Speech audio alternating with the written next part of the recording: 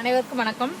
வரக்கூடிய ரயில்வே எக்ஸாமில் simplification some கேட்டால் எப்படி பண்ணலாம் அப்படிங்கிறத பற்றி பார்க்க போகிறோம்.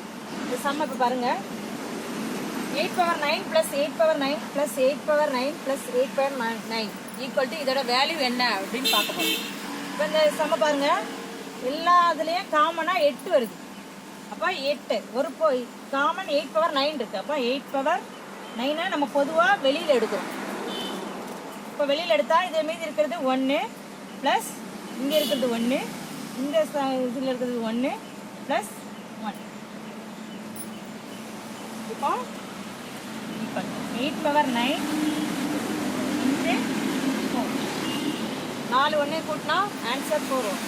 இப்போ இந்த 8 பவர் 9 8 நம்ம 4க்கு ஈக்குவலாக கொண்டு வரோம். இப்போ இதை ஈக்குவல் 2 பவர் 3, அதாவது இந்த 2 பவர் 3னா என்ன மீனிங் அப்படின்னா 2 இன்ட்டு 2 இன்ட்டு 2.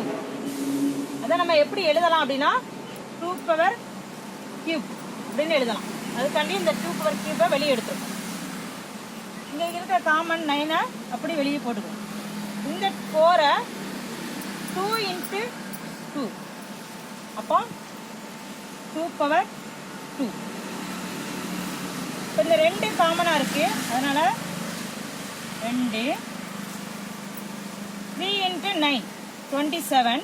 இங்கே ஒரு வர்க்கமூலத்தில் 2 இருக்குது. அப்போ 29 இதுதான் இதோட ஆன்சர். 2 பவர் 29 இதோட ஆன்சர். வணக்கம்.